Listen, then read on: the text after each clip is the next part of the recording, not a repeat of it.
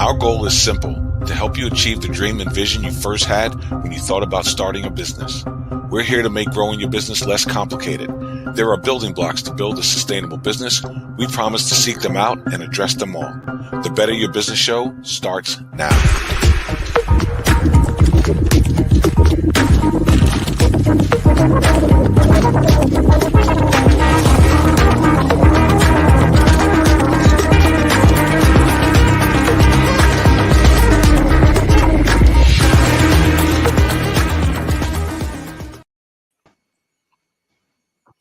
Hello, and welcome to the Better Your Business Show. Here we discuss your most important business challenges and provide you practical solutions to help you better your business. Absolutely. Now, if you're an entrepreneur, you're a go-getter, you are an overachiever. You have dreams and goals. What you may not have are experts giving you step-by-step advice to guide you to make sure that you realize these goals. As you grow your business, the first thing that you remember is that no one handed you an instruction manual or a play-by-play book in order to build your business to a level of sustainability. And that's why we put the show together, so we can bring the experts who can help guide you through each one of those building blocks so you can build a better business. Yes, so whether you are joining us live or watching the replay, make sure you take your free business assessment at pillar5.com. Then you can join us live in our virtual studio where we can address your concerns and comments throughout the show. That's right. That's right. So today, man, I'm so excited, man. Today's guest, we have Saurage-Altenloh. She is going to help us dive deep into today's topic. What's today's topic, Natalie? Today's topic is swatting failure flies. So swatting. What is swatting? Who can tell me what swatting is? I thought this was very interesting. Swatting failure flies. It's coming out. The SWOT. SWOT, your strengths, your weaknesses, your opportunities, and your threats to your business. It's actually a proactive action that's taken when researching for your market. And most people don't, man, a lot of people, I can't say most people. Some people may not have heard of a SWOT, may not know how relevant it is, but wow, having it and not having it can make a huge difference in actually studying your market and your place, your position in relation to your competition or competitors or even peers. Absolutely. When I think about SWOTs, I think about businesses that I've opened in the past and not knowing what a SWOT was, never even hearing of the term SWOT. And anytime I heard the term SWAT, I would think of the movie, with police officers running around trying to invade a building, right? I wouldn't think of SWOT for business. And so as we were building Pillar 5 and going into that deep dive into SWOT analysis, there was many pieces then at that point that I didn't understand. Like, what was our strengths? Like, how deep do you really go into that? And I think the real question I was asking myself when we were going through that process was, why is it even important? We're a small business owner. Big businesses do that type of stuff. Small businesses don't need that stuff. And as we grew and continued to grow with our marketing team, there was individuals on our team that would insist that we do a SWOT analysis.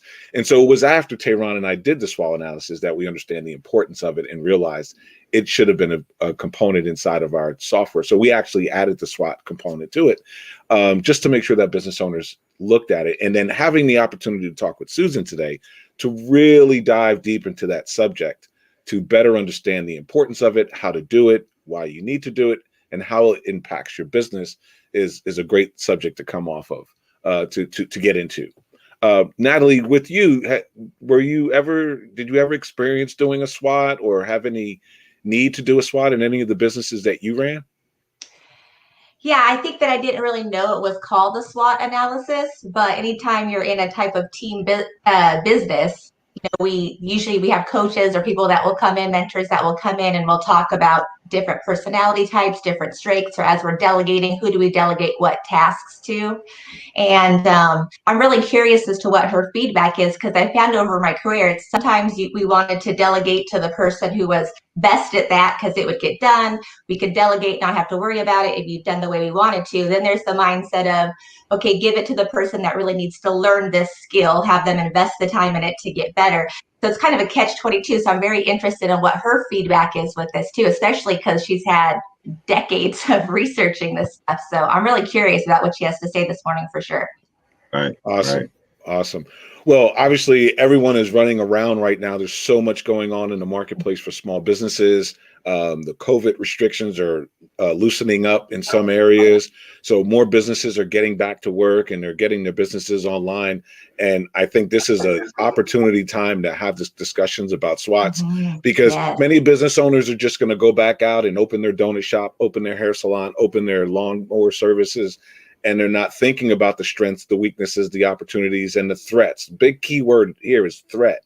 COVID was a threat for many businesses, and it was unseen. You know, they weren't prepared for this type of devastation. But no one can technically be prepared for that specific situation, but they can be prepared, kind of like having a fire extinguisher. You know, just having that there and being prepared is so important for a business. It could save you. It could save your business from failure. And with 76% of businesses failing since 1990, you know, trying to get the things in place to survive are very important, very, very important. So I'm with you, Natalie and Tehran. I'm interested on hearing what Susan has to say. So I want to shut my flappers and get her on this screen so we can get deep into this SWOT. And before you get her on, you just said something I want to really jump in on, just to kind of double down on it. You said threats because of COVID. And it really made me think about us, how we didn't do the SWOT until after we learned about the SWOT. Then we understood it was so relevant, we actually put it in the software. Same thing with the business plan. 40 some odd pages into a business plan, we realized there's a one-page business plan. Like, the road to success is always under construction. So you're always going back and rebuilding. But with COVID, it made me think of the opportunity. So COVID was a threat to many. It was also an opportunity to many. But if you're not really digging deep into your business, you're just not in position to even see or assess the situation. So all things work for the better, the greater good, if you will, if you're in position to respond accordingly, no matter what happens. Maneuverability. Yeah. Right, right. So hopefully the SWOT is that catch-all that can help business owners as they move forward into that. And those businesses who have been around and have survived COVID, this is something that they want to do as well. And again, I'm just speaking from personal experience. So again, hearing from Susan, Tehran, like you say, the opportunities that come out, I'm really interested in hearing what she has to say, Natalie. Definitely. It made me think of, too, the times that I've sat with business partners and we focus more on our personality types, too. And it's made me realize, I look at those partnerships and they're my closest relationships, because you just see things from a different perspective when you get that, right? You know them and they know you better sometimes than even our own families do, right? So even just from that aspect of it, the people that we're working with, connecting with, that we're, you know, going towards our passions with, it's awesome to be able to get to know them on that level too, and have a professional that's there and helping you guys connect and saying, okay, why are things showing up this way, just even as individuals? So I can't wait. So Saurage-Altenloh, she's the President and Chief Insights Officer at Saurage Research, which has been around since 1987. So I would say she's seen a few things, researched a few things, has a little bit of experience. She had tons and tons of people that were giving testimonies for her online, tons. Just couldn't say enough about her. But one person put, and I loved it, he said, once you've worked with Susan, you wonder how you ever worked without her. So Susan, welcome to the show. We're ecstatic to have you here this morning. Hello, young lady. Good morning. Me. Very good. How are you? Welcome, Susan. Fabulous. Wonderful. Thank you very much. Yes, all is well in the world. Awesome. Okay, so you heard us talking as we were getting the show started about SWOTs and analysis. What's your overview of this subject, SWOT analysis? Why is it important? Is it important? Should business owners do these? Not only should they do them, but they should do them more than once in the life of their organization. It is critical to take on that SWOT analysis, to do a deep dive into your organization and how it is competitively positioned, which is all a SWOT analysis is, right? To determine, you know, what's going to help you or what you have to be aware of and prepared to deal with. And yes, things like the pandemic come up and you can't ever expect that, but you can expect something will happen. And in those moments of great change, that is the best time to go back and reconsider, because you use a SWOT analysis to pivot. And everyone pivoted last year in some form, right? Yeah, absolutely. Absolutely. They are critical. So, Susan, what's one of the there's something you mentioned earlier. We were talking about internal and external dealing with SWOTs. What is that? Can you talk about that a little bit? For people that don't know what a SWOT is, at least. Sure, of course. So it stands for strengths, weaknesses, opportunities, and threats. And so opportunities and threats are external elements. Those are things that you cannot control. You cannot control legislative threats or opportunities. When the law changes, when the policy changes, it opens up opportunities for some people, and it creates problems for successful business operations for others. And strengths and weaknesses are those elements that are within your control. That we say they're internal, but that means you know what you're good at. You know where, or you should be able to pragmatically and objectively talk about what your organization's weaknesses are. And you can go out and fix those somehow.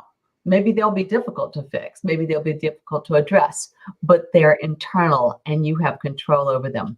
Opportunities and threats are what's outside your walls. It's what you have to deal with. Okay, so strengths and weaknesses are internal. That's you're in your control. Opportunities and threats are external. Yes. Okay. It's a good way to break that down. Good way to understand that. So why if you, oh no, go ahead. I was going to say, so often we look at opportunities and threats, or opportunities, people will say things like, or they'll note an opportunity as, well, if we could get more capital, we could buy more product and make this at a lower cost. That is not an opportunity. An opportunity is when something shifts outside. So that's the only reason I try to discern the difference between the two. Gotcha. What I wanted to ask was, how does a person that wants to do a SWOT analysis on their business, whatever the business is, how do they do that and not do it subjectively? Is it possible to how do you, like you said, I'm going to say what I think are my strengths. I'm going to say what I think are my weaknesses. Is there a way to make sure there's an objective perspective to just get true data? You know what I mean? Great question. So it is normally best if the business owner or manager or operator does the SWOT analysis. You can hire somebody external to do it. What do? They come in and they interview the dickens out of everything and everybody, right? They analyze your numbers. They analyze your processes, your HR structure. If there's 5 people, that's fine, but there's still a structure, the tone, the behavior. So using research, we actually, you interview clients. Clients will tell you the worst parts of you if they know that they're not fearful of you, of any retribution. So often a business owner can actually call clients who have left, clients who are still present, maybe long-term, and say, we're looking at how we run our organization. Can I ask you some questions and get some candid answers? And I'm going to tell you, your clients want you to stay in business, right? So they're willing to give you that information if you ask for it. If you don't ask for it, they're probably not going to bring it up. But if you ask them, so what can we do better? Sometimes it's small things and sometimes it's bigger things, but what they're getting from your company is more valuable than fixing the problem, like late billing, or sometimes, the installers leave a mess or something like that. You figure, well, it's worth it for the price and the quality of the product. But if you ask them about it, they'll tell you about it. And they're not they're subjective on their end, but they're not seeing it through the business owner's eyes. They're seeing it through the customer's eyes. And I encourage organizations to always ask their customers, whether they have an advisory panel that they buy lunch for once every quarter, and say, so what's going on? What are you hearing in the industry? How are we doing? help us clean up our act. People will do that for you. They really will. So there are lots of different ways, or you may just have customer satisfaction surveys, or you may just call somebody after you've sold them something and say, so we're just looking at process. Tell me one thing that would have made this purchase even easier or better for you. And they will tell you. And it won't be cheaper. If it is, say, what else? That's all you have to ask. And they'll say, well, I don't know. Your people are pretty great. It'd be nice if you didn't park on my flowers when you deliver it. Right. Success. We learned something.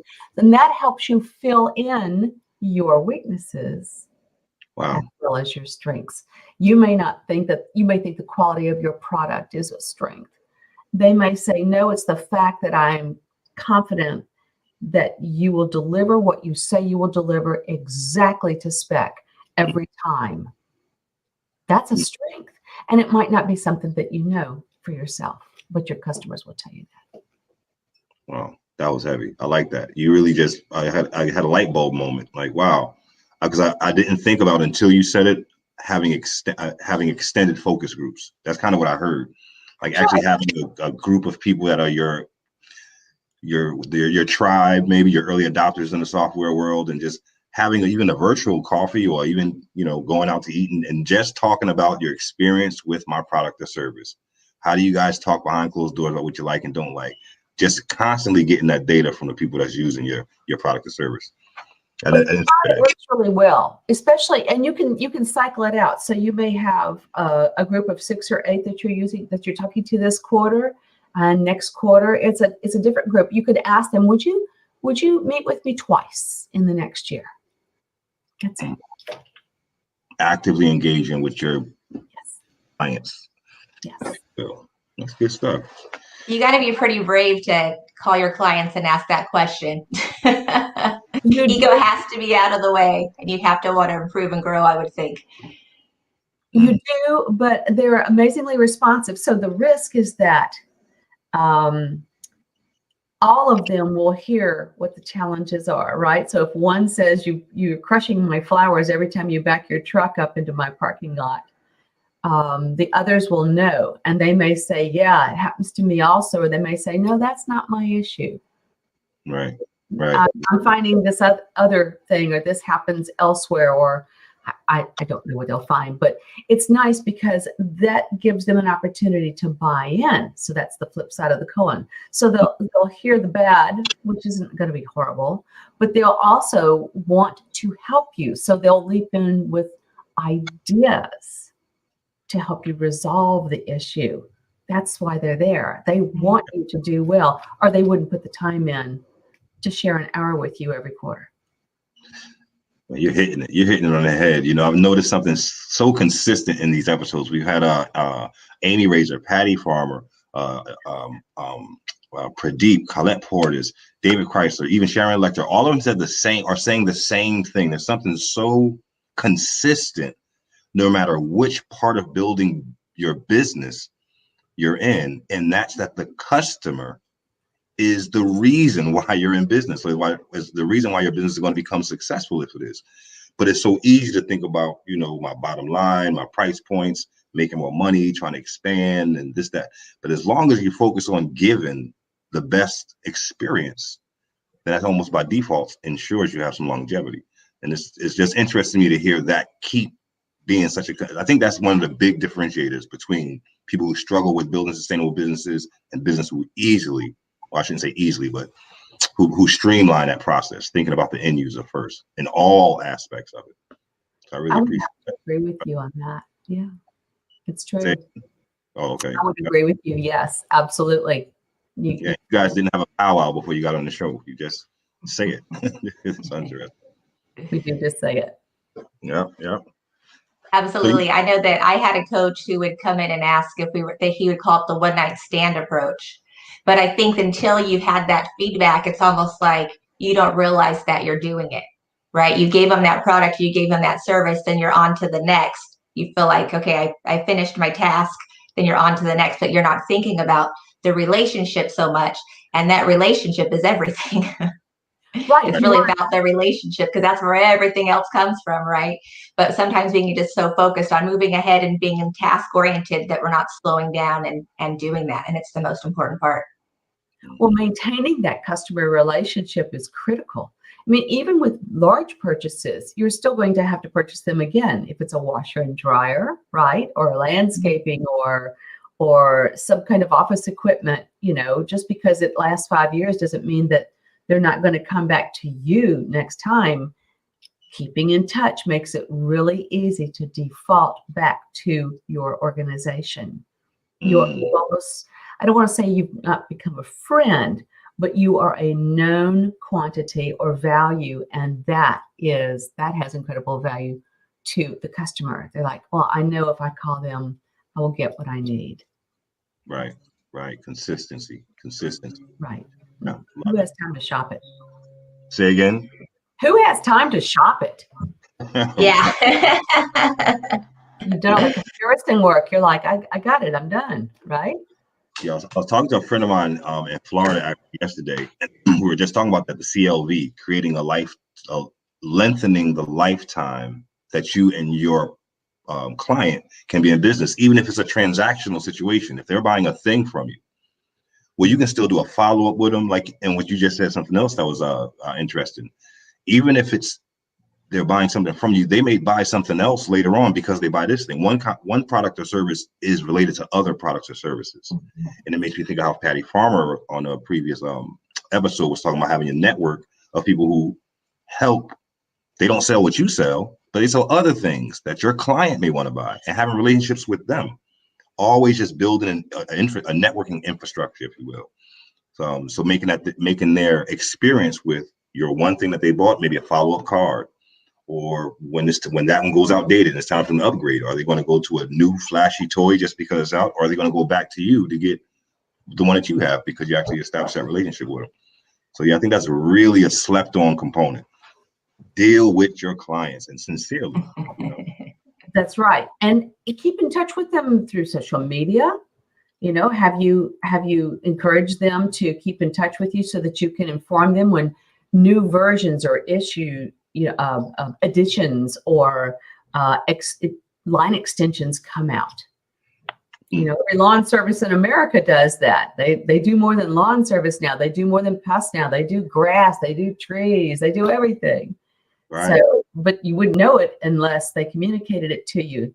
You don't want them going, oh, I love my guys, but I don't think they do anything but that. No, they do everything. They can take care of you full life cycle. You want life wallet. You really do. So you can't strengthen your strengths if you haven't studied what your strengths are. You can't adjust your weaknesses if you haven't gotten feedback, not what you think are your weaknesses, not what you think are your strengths, but the people experiencing your service or product thing. So, exactly. Yeah, stay So SWOT. I've never done a study, a research study, where we didn't find something fabulous, validate something that the sponsor of the study anticipated, but we always find something they didn't know and is unexpected. And I think that's amazing because over 30-something years, all of these clients, these are great clients. These are companies that know their business. I'd say 80% of them know what they're doing, which is why they bring in research. They want more information from their customers or about the market. But we always find something they didn't know. And they're like, oh, we had wondered about that. And one of my engineers mentioned it, but I didn't realize it was actually a problem. Right. Glad we did the research. So ask.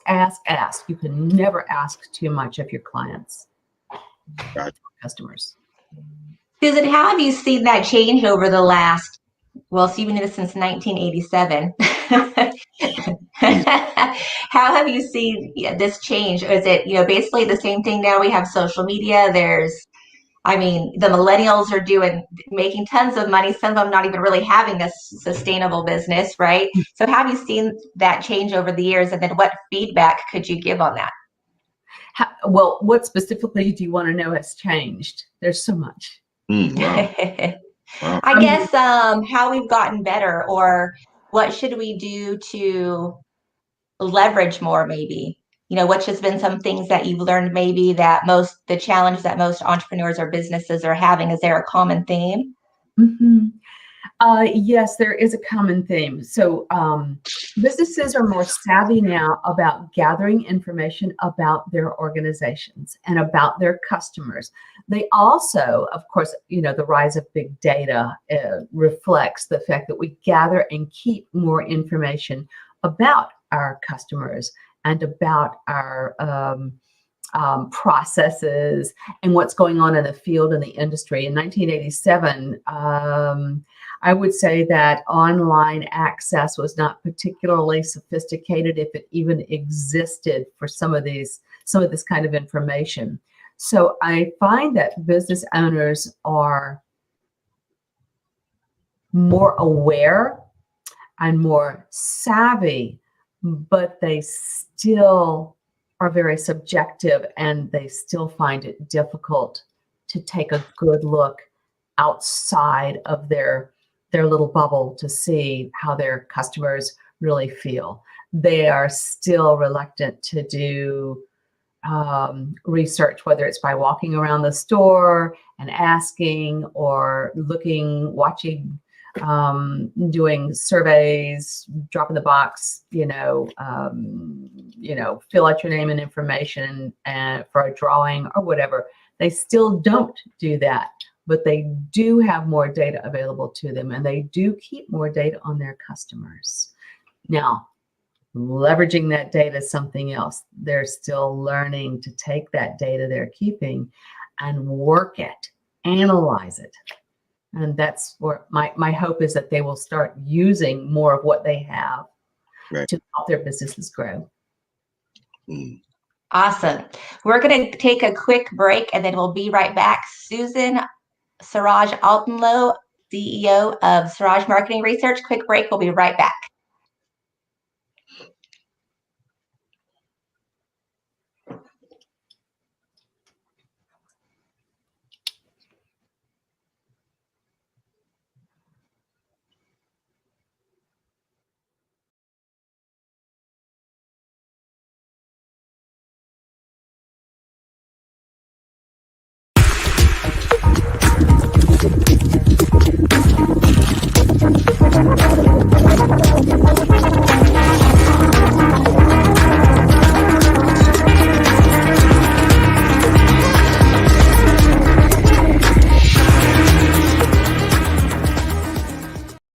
A wise man once asked, what if starting a business was like jumping out of a plane? And like 76% of businesses, what if 76% of parachutes failed before you reached the destination? What about those of you who have already jumped? Well, you may still have time to check your business. Pillar5.com, where businesses get it right. Back again. Hello. Swatting failure flies. So, Susan, I want to get into how to actually do a SWOT, but let me ask first. So for an entrepreneur, business owner that's watching right now, they've been like Natalie actually said, you have a lot of people who are already generating revenue, they're making money already. Then somebody says, hey, do a SWOT. It's like, well, for what? I'm actually making money. What is the harm? First, what is the harm if a person doesn't do a SWOT? What could we say to people that may be watching now to say, okay, well, let me at least go and Google this SWOT thing. Just trying to be proactive and say, okay, well, let me actually do a SWOT, because if I don't, I think that's the part that people don't understand, not having that information. If I don't know what you like to eat, what that can cause if I'm trying to take you out to eat, Well, it's sort of like doing high flying gymnastics without a net. You don't know. So that means that your spend, your media, advertising, promotional spend it's broad. It's just out there, as opposed to being able to respond directly to what the market will adapt or accept, rather. So if you don't do a SWOT analysis, then you're not doing the homework you need to do to keep your business strong. The homework you need to do has to do with what are the incoming legislative threats? If you're a food truck, how are the trends changing? I'm here in Houston. How are the trends changing for food trucks? Are they growing or declining? Well, they're growing. Well, if you have a food truck, you can't control the success of other people's food trucks. You can only control what you do or how cool you are, or whether you have, flash corn dog sales. Everybody loves corn dog, right? Flash corn dog sales when the temperature is below 80 degrees here, or something like that. You have to be very clever. But if you don't know what's going on, there are more food trucks out there. They're going to start taxing. Let's say they're going to start taxing food trucks differently. They're going to start charging for you to park in parking lots in certain areas that were free before. They're going to be limiting the streets from allowing food trucks access during certain hours. Those are threats. If you don't know your threats, how can you what happens is the company that doesn't do this kind of persistent, ongoing, continuous swatting flies, right, is going to end up saying something along the lines of, oh, I can't believe they did that. That's terrible. They're ruining my business. No, Right. You had the opportunity to know about this and pivot and adjust. Right. So I know that's a long answer to a short question, but it's true. And sometimes we don't have the schnelly, as we say. It's just too much work to do, but you cannot survive without it. Okay. Schnelly. I never heard of that before. What the That's a motorcycle term. That's a motorcycle term? Yeah, schnelly. Are you a bike rider? Mhm. Look at that. I wouldn't have thought that. I'm a motorhead. A motorhead? I love it. Hey, what kind of bike do you ride? Are you a chopper rider or a street bike rider? I know this is No, I'm no choppers. A lot of British bikes and a lot of touring bikes. touring bikes. Okay. Yeah, that was way left. I just wanted to ask. Absolutely. But now I can see you on your British bike yelling down the street with your helmet on. Swat your flies, man. Get the swatting. All right.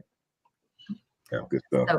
So you are minimizing risk. So companies pay a lot for insurance, for E&O coverage, omissions and errors insurance, or errors and omissions insurance, health insurance, key man insurance. I guess they call it key person insurance now, but business. When businesses are not able to do business, there's insurance to cover that. If you get hurt, there's all this insurance. And yet, this is a form of insurance. This is understanding what's out there that could trip you up, essentially. Okay. I love that analogy.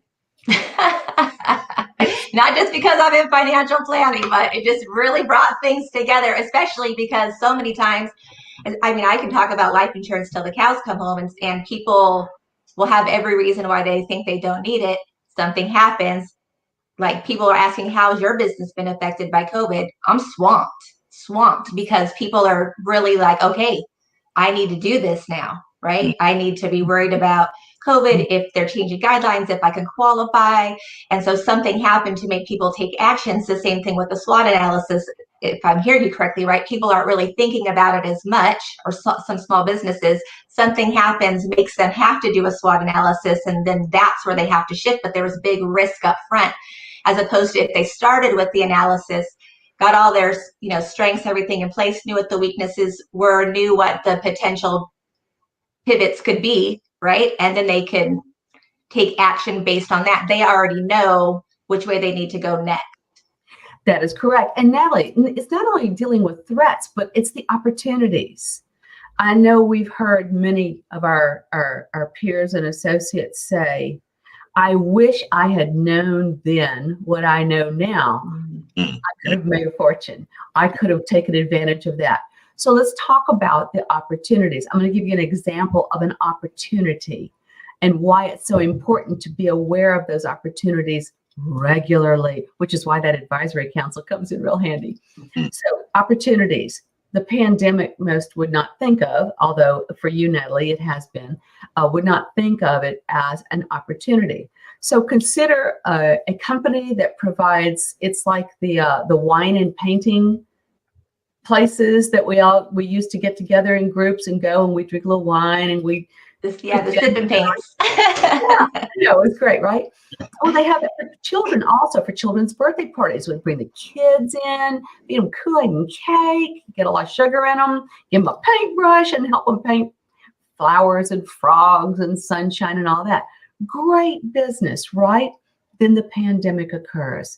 So what happens? Well, let's think about this in terms of opportunities. So, and as a SWOT analysis, right? So the strengths are, for the company, it has all the materials, it has the program and the process down, how to help people have fun using paint, and feeding them a little bit and getting them together. All right. So the opportunity that occurred there, or the threat, obviously, was the pandemic. You could not meet and you could not get close and personal for several months there. Nobody, we had to stay in our homes. So, but the opportunity was, you have these children at home. Children have birthdays. Mommies want the children to experience their 4th and 5th and 6th and 7th and 8th and so on birthdays. What do? You pivot. So the opportunity was bored children. The strength was, we know how to do this. So this company I'm thinking of pivoted. It said, we can still do children's parties. That's what Zoom is for, right? So we'll do children's parties, and what we'll do, you tell us how many kids there are, we will deliver the painting and the food, the cake and all of that to each family who is invited to the party. And then y'all can get together using a communication like this or FaceTime, and you can all paint together and celebrate together and say happy birthday to little Bobby. They did that. This is a one-person company, a sole entrepreneur who has a little business, an incorporated business, she did fabulous because she saw the opportunity. And she did. She sat down and picked through all of what's going on. What could we do to continue to be successful? And she looked at the opportunities in light of the problems. There you go. Yeah. Pretty simple, man. It's pretty simple when you know what you're talking about. When you know what you're doing. You've been doing it for a couple of decades. Well, there's doors opening everywhere. You never know. There are doors opening for me, for you, for Natalie, all the time. And some of them we don't need to walk through. It's good to know they exist because it tells us about the market or our field or our industry. That's why you do SWOTs. Got to do a SWOT. And your strengths change, right? And your what changes? What did you say? Strengths change. Think about where you are from 5 years ago. The strengths that you have in your organization, your respective organizations, that has changed. That's right. You're very true. You're very, very right about that.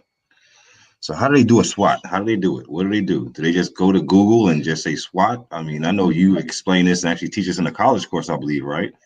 Yes. Are there like certain humps or do you notice a consistent place where people tend to not get it right, start going left, like, wait, remember, we're doing a SWOT, we're not doing a this. Can you speak to that from a how-to perspective? Companies seem to always start with their strengths because they know those best. Okay. But they need to check their strengths. So after you've listed your strengths, you need to have somebody else put some eyes on it. You need to call your client. You need to check in with your customer and say, so what do you see as our strengths, right? Then they put their weaknesses, and their weaknesses are usually 2 or 3 things. I'm always able, if I do this for someone, I can find more weaknesses than strengths. I don't know, maybe it's the researcher in me, but I can find a ton of weaknesses, right? So that's one of the challenges. Try to find more weaknesses. It's not to tear yourself down. It's to be aware of the cracks in the veneer. That's all. You need to know what your weaknesses are so you can put into place protections and support to ensure those weaknesses do not become they do not overpower your strengths. And that is very possible, right? Okay. The attitudes, problems with salespeople, and there's a variety of them. So that's the order that people normally do these in. If I were to be able to control how they do this, I would suggest that they look at their external challenges first. So I would actually look at threats first. So when you look at the market, what could happen that would affect you in some way, maybe not immediately? What's out there? What's coming? What's going on? What are maybe not the mega trends, which are global, but what are the local trends? What are the industry trends? Where are we seeing this headed? So for example, in research, focus groups have been done for years and years. Well, they went online years ago, and now they're only online until about 4 or 5 months ago, right? So are those focus group facilities staying current to understand they're going to have to change and be able to do more virtual and digital? I don't know. So I would look at threats first. Then I would look at weaknesses. Get the negatives out of the way, because that will actually change what strengths you identify. And it will also help you with your opportunities, because if you know your threats, if you know what's around the bend, what could happen with our national legislation? What could happen with how the DEA treats certain products? What about recycling? How is that going to affect your business? In an industrial business, it's huge, right? And the laws associated with it and the places that can happen.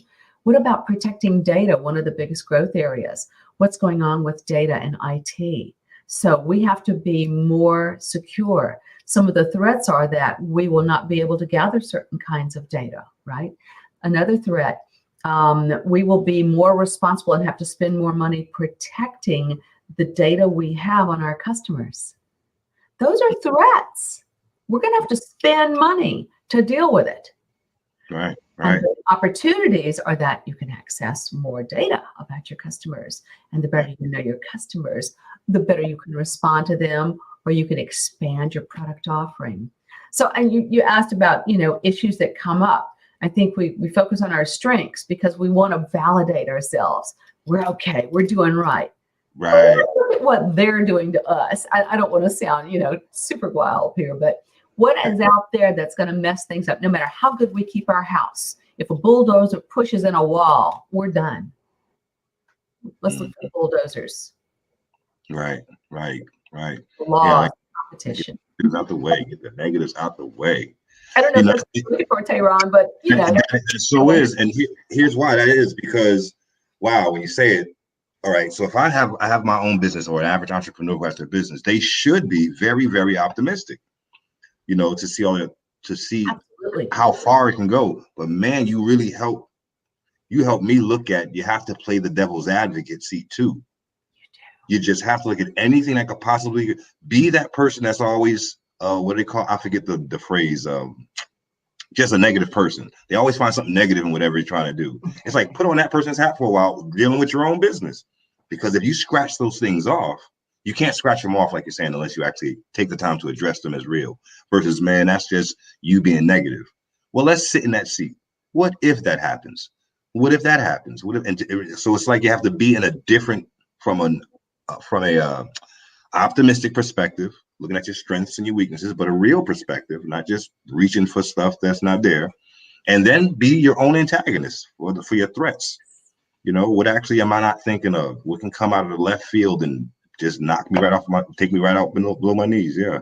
So yeah, that's I didn't think of that in that way when I thought about threats, but actually like really going deep into it, like what could possibly happen, and that just prepares you more.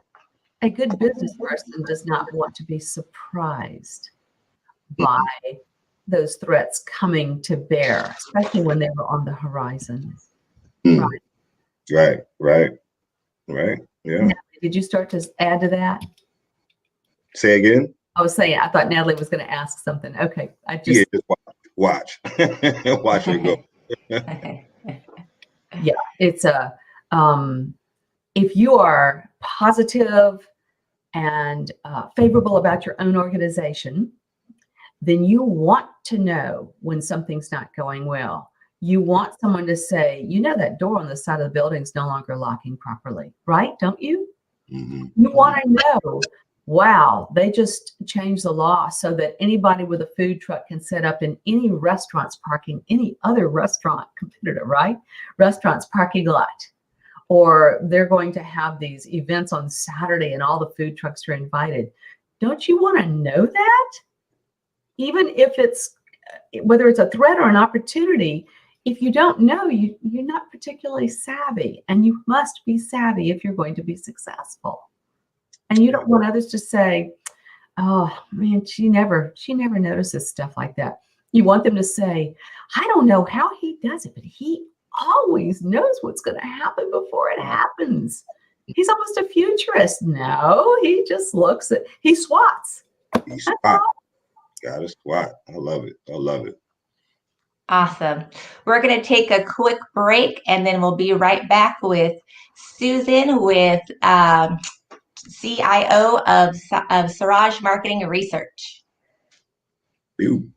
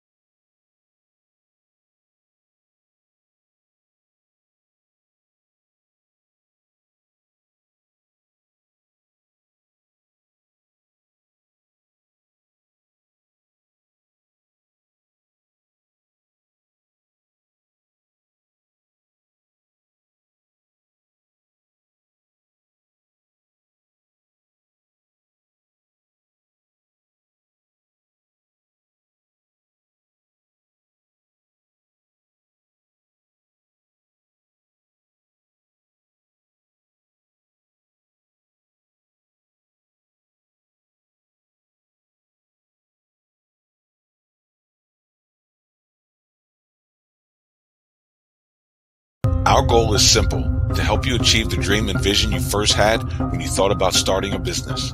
We're here to make growing your business less complicated. There are building blocks to build a sustainable business. We promise to seek them out and address them all. The Better Your Business Show starts now.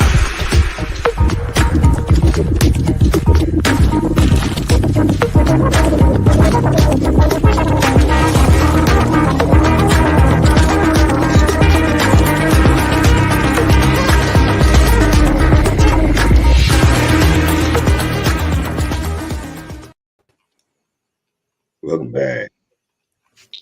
And Welcome back, everyone. Welcome back. And we're with Susan Saurage-Altenloh from Saurage Marketing and Research.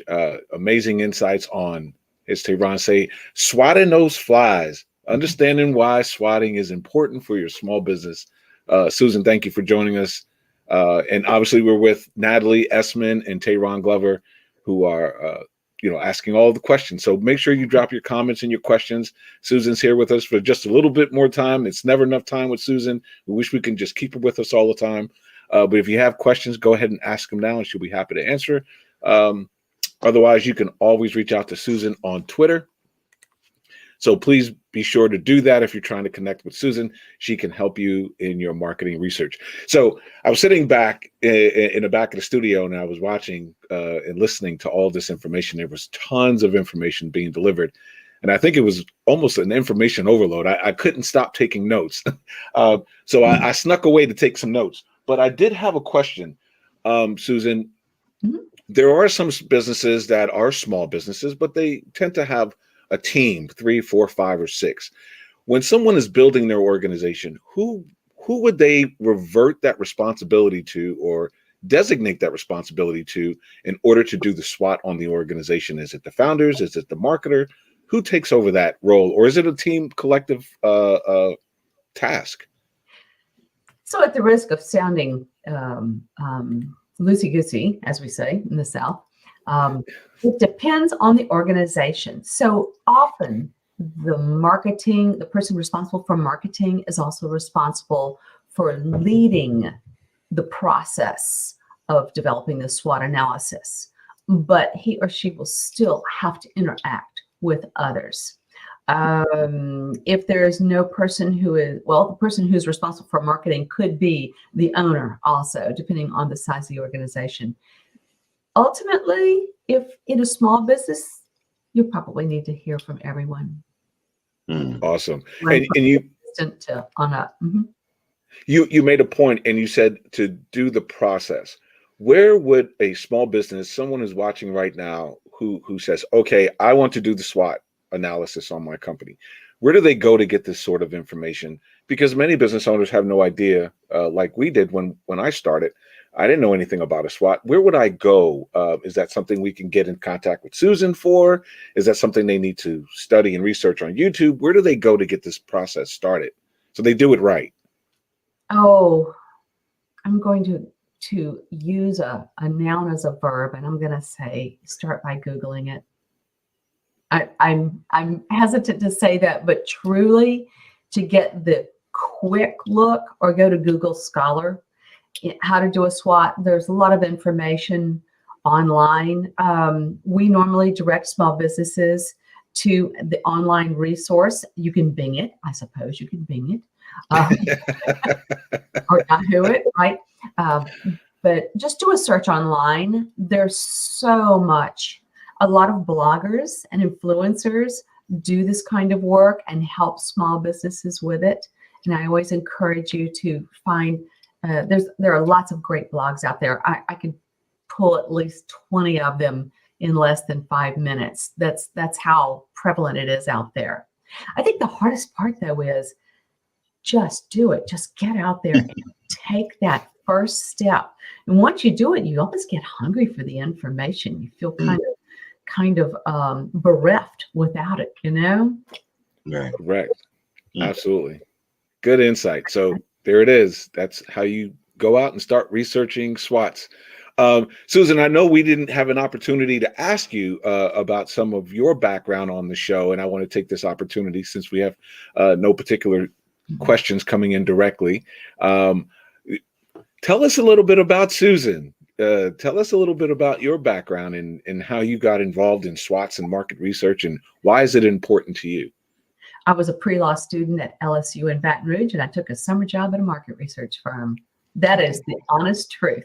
And I realized I loved it. I just love asking questions and gathering information. So I've been doing research ever since, and I truly enjoy helping businesses find out who they are and how they can grow. And this is all we do. This is what research is about. We work with marketers, advertising agencies, public relations firms. Personally, I'm one of those people who is just type A. I'm the Energizer Bunny in my family. And so I never stop asking questions. Somebody told me I started asking questions when I was 2 years old, and I've never stopped. So perhaps this is the right career for me. So you're always been type A, and you've always asked a lot of questions. Yeah. So how do we guide the business owners who are not type A, who don't like to ask questions? And now we're asking them, please go do a SWOT. And they're going, oh my gosh, I don't want to do this thing. You know, how do we encourage them to do that? Well, remember, if you keep doing exactly what you have been doing, then you're going to get the same results. Even though the market adjusts, you're not going to grow your customer base. You're not going to grow the offerings that you provide. You're not going to expand or develop or deepen your relationship. Right. Therefore, if you wish to be sustainable as an organization, you must be aware of the other changes. You cannot put your head in the sand and go, if I can't see it, everything will be fine and nothing will change. We call that entrepreneurial dread, by the way. There's an actual term for it. And that's where you don't want to know it's too much. You can't make payroll. Everything's going haywire and you just don't want to deal with it. So you get all tunnel focused, you drop your eyes, and you no longer look at what's going on around you. And ultimately, you become one of that 76% you mentioned at the beginning. So let's not do that. Instead, even if you're not type A, get someone else to help you with it in your organization. If there are two of you, get the other person to help you and say, so what do we know about our market and its change? Can we find one change every other week and then start dealing with that? See if it's a threat or an opportunity and how we might respond to it, which is not quite a SWOT, but it's certainly the beginnings of it. And then you just keep that information together. And after about 2 months, you have something to look at. Wow. Started filling out your SWOT. And you can do that by spending just a few minutes a day or an hour a week. But I think an hour or two a week, at least an hour a week, is worth saving the business and helping it be sustainable and feed your family and your employees. It's not that much. Absolutely. You know, Susan, you said something that's triggered me, and it gave me an aha moment. When we built Pillar 5 and we built this checklist that walks a person step by step through the sustainability of their business from seed to maturity. And I know you haven't had the opportunity to see it, and I can't wait to show you to you now because I'm hearing all of this SWOT analysis. When we created it, we knew SWOT analysis were important, and so we created it right at the beginning of the development of the business in the seed stage. But now that I'm listening to you, it's not something that happens once, as you said. This is something that is perpetual throughout the development of the business and in order to develop the business. So this makes me rethink and go, okay, we need to go back and make sure that the SWOT analysis is in every life cycle stage, every level of the development of this business. And primarily, they should be doing this weekly. This should be a task that is not overlooked weekly. We should constantly be looking at strengths, weaknesses, opportunities, and threats. Is that correct? Yes, that is correct. You've said it very well. You have to have your thumb on the pulse of your business, your field, your industry, and your actual market. If you don't, how can you expect to know what's going on? And everything changes so much faster now than it did 20 or even 10 years ago, right? So you need to be in front of it. Right. Absolutely. Awesome. Good stuff. Good stuff. Heavy. Simple and heavy. Simple. It is simple, and yet it's very profound. I agree with you. We just don't think of it that way. But we do want to be successful. Everyone wants to be successful. This is such a neat way to keep up with what's going on and remain sustainable and remain competitive. Awesome. Natalie, it's on you. Well, I love, Susan, how, and I think I was on your Facebook that I saw it, that you talked about being curious. And that was one of my favorite things because it's just such a powerful place to be in when you're being curious, which really describes everything that you've been doing for the last 30 plus years, right? You're just being curious. That's why you're asking questions. And we're not maybe always asking the right questions, but as long as we keep asking questions, we're going to get the information that we need to make the changes that we need to make. So it's just been a real pleasure having you on the show this morning. Thank you so much for all that you've shared with us. I know that we've had where you can be reached out through Twitter and going through the SWOT analysis, Googling it, Binging it, right? Starting to do our own research, hopefully not analysis paralysing it, because that's what I felt like already. Like I just wanted to keep Googling stuff, right? But thank you for being here and sharing your wisdom with us this morning. We really appreciate it. It was a real treat. Absolutely. Thank you very, very much. And I know I can see you today on this holiday weekend, which on your bike, riding out. Now I can only yes, picture you riding out. Yes. Get it, Susan. Get it. Yeah. Thank you. Thank you much, though, honestly. It was a lot of valuable information, applicable information people could use today. Internal. Yes. Yeah. That's it. I'm done. I'm going to just start rambling. Yeah. Thank you, Susan. We hope you'll come back and join us for another show so we can pick your brain on marketing and research, because as we know, from seed to maturity, there's many steps in the marketing research, not just one. Nothing is a one all end all be all. There's many things to do. And when you do it, there's consistency that has to happen.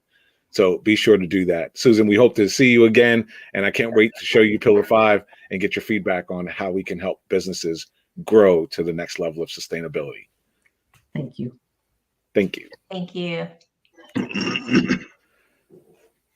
Awesome. Well, that was Susan Saurage-Altenloh, PhD. Amazing insight on SWOT. For those of you who joined us late and missed it, please go back, rewind, watch the replay. A lot of information on SWOT. Have your notes. Take your notes. She said a lot of information. So I'll leave it with that because she said it and no one can say it better than how she said it. So I'm just going to be quiet there. My biggest takeaway is that a SWOT needs to be done consistently, over and over, weekly. At least spend an hour every week in your business doing a SWOT analysis.